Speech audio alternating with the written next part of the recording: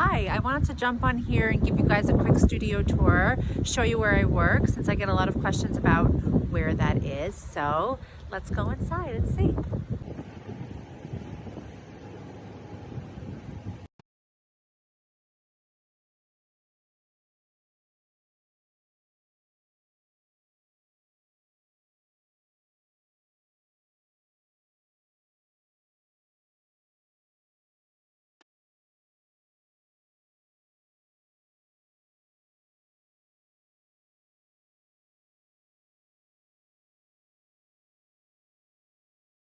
So up until about 3 years ago, I only ever worked from home. I never had a dedicated studio space either for my photography business or my art practice, which I just kickstarted again around that time.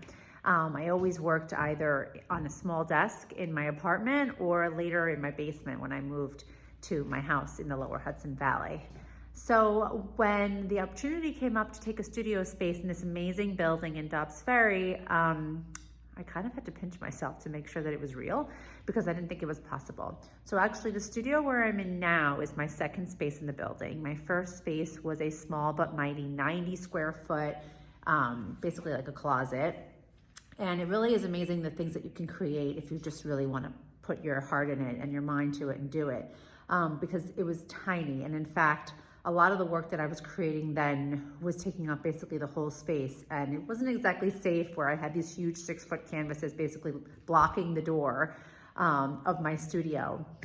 But whatever it took to make the work, right? So I moved in here where I currently am about a year and 2-3 months ago, and have never ever been happier. It's an incredible space, and I'm going to show you right now. I have double doors.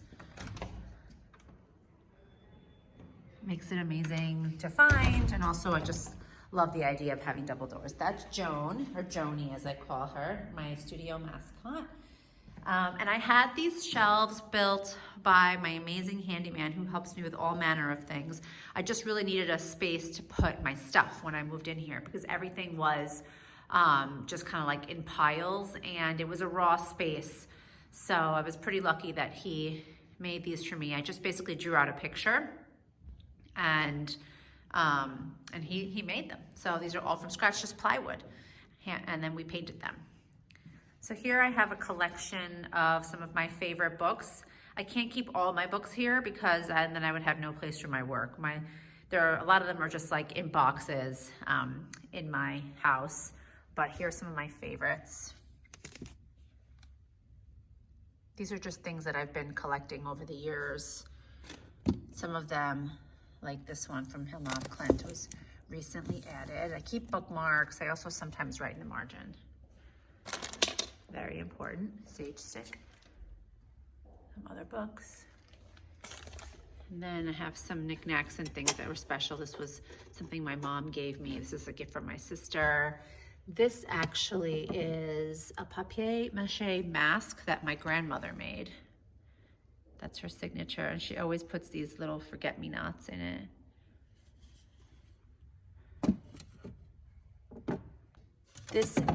This is my first palette from when I was a teenager.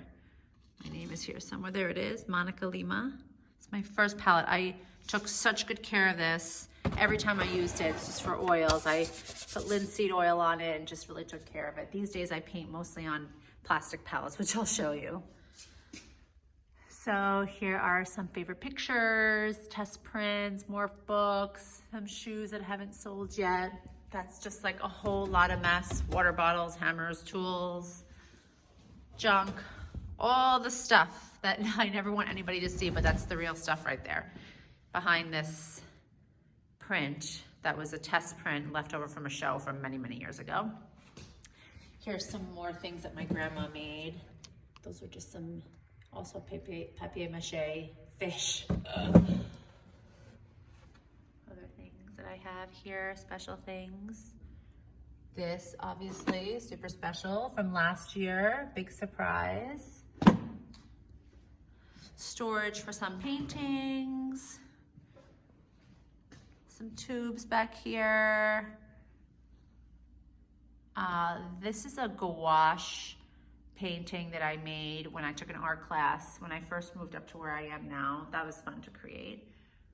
Drawing that I made in 1993. Another painting of mine. Inspiration board, current inspiration board. This is always evolving. So my inspiration board is always evolving. I have some things from my kids.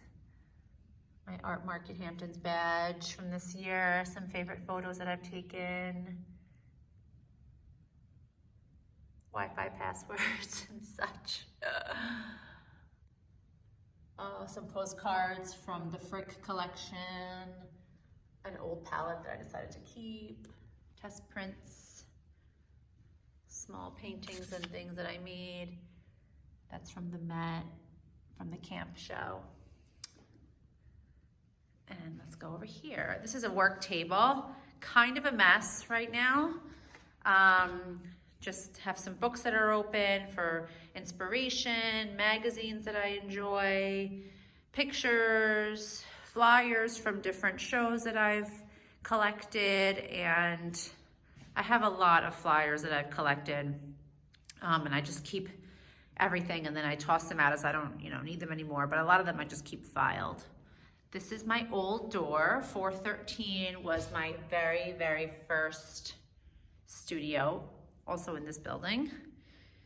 Works on paper, jackets, canvases, and my workspace. Primarily actually three workspaces here in this studio, which actually has been super helpful for me for my practice because I can work on one side on smaller paintings and I have my table right here. And I also have this space behind me right here where I work on larger paintings. So first I'm going to show you this shelf that the length of the shelf was actually the length of my entire studio when I was up in the 90 square foot space. And we moved the shelving down here and just gave myself another space to be able to work. And I do have an easel. And actually that easel is my very first easel from when I was 16 years old when I used to paint in my parents' house. But they brought it over to me here and it's really special for me to have it because it's been with me for a really long time, although I don't really want to age myself.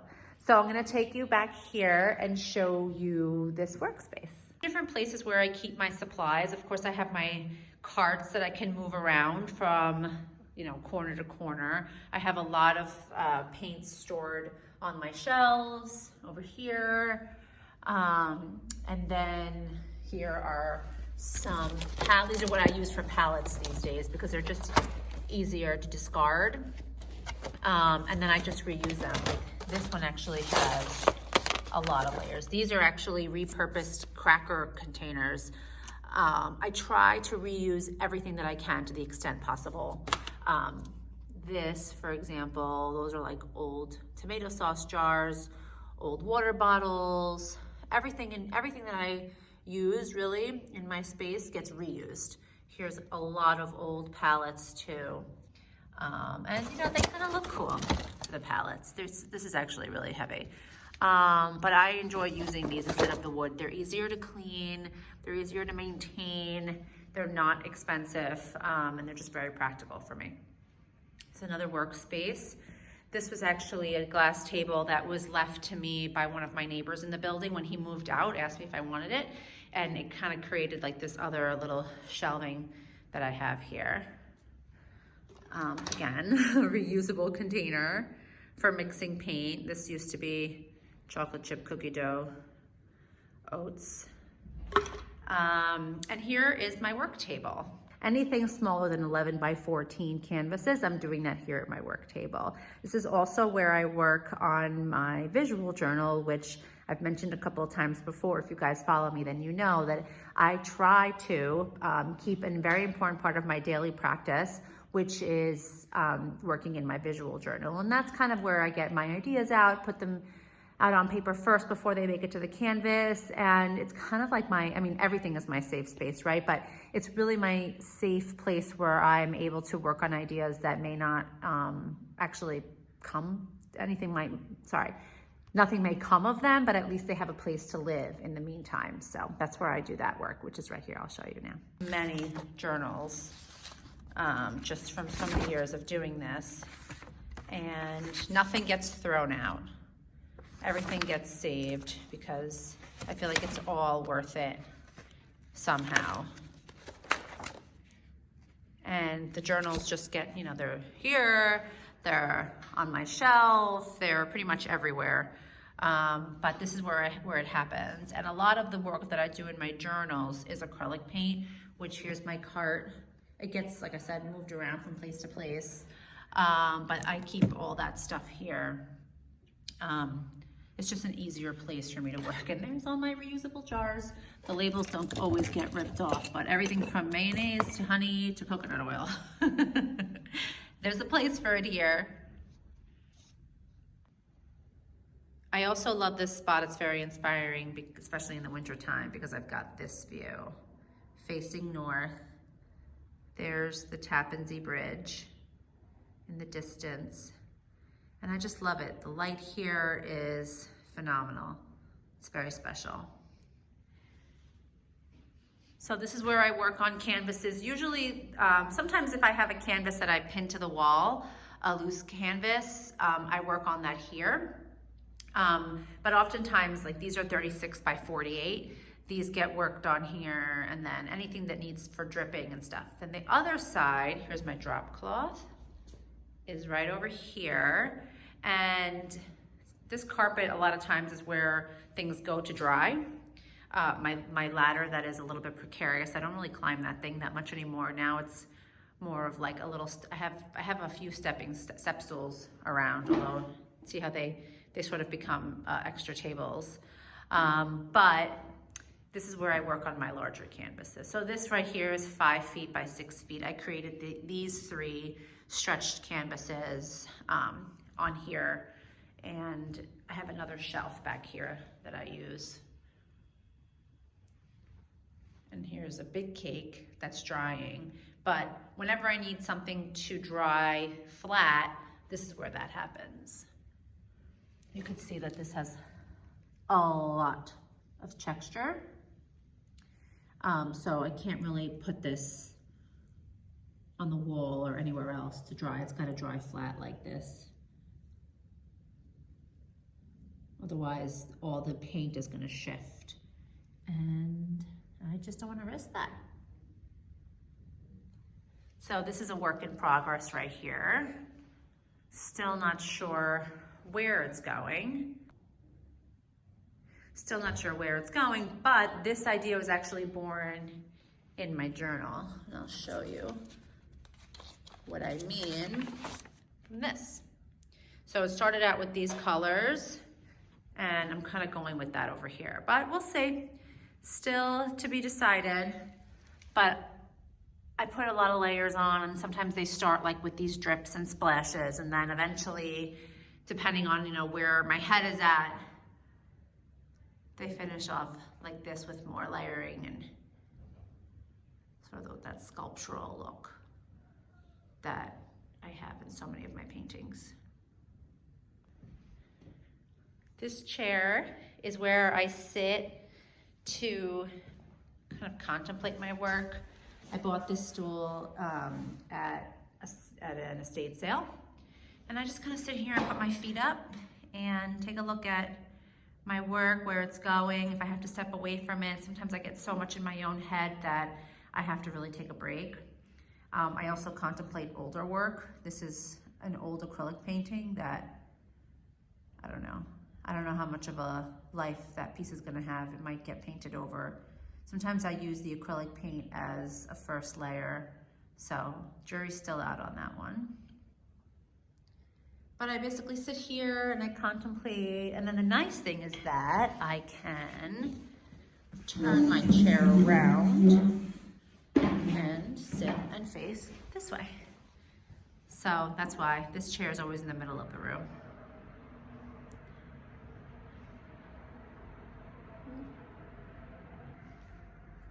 I don't usually frame my work before I sell it, but this piece was hanging at Art Market Hamptons this summer, and so I had this box frame around it. And it was here because I had a studio visit, although I think I'm gonna bring this back home. There's some photographs around. I painted this old vintage chair that I think I've shown on here a couple times. It's a nice place for my clients to come and sit if they want to take it all in and not sit in one of my chairs here. I have some photographs up on the wall, and that's basically it. This is my studio, 500 square feet of my own space. It was kind of difficult to work at home because my kids were always wanting to obviously get in on whatever I was doing, touch my supplies. Being, now they're at the age where they're just like wanting to be doing everything with mom, which is amazing. But now I can bring them here and I don't have to worry about, them getting in something that they're not supposed to be getting into. And they love coming here with me and I love having them. This is like a great place where we can create. And they know that this is mom's special place outside of home, where I get to make the work that I'm fortunate enough to share with the world. So thank you. Any questions or comments, please let me know.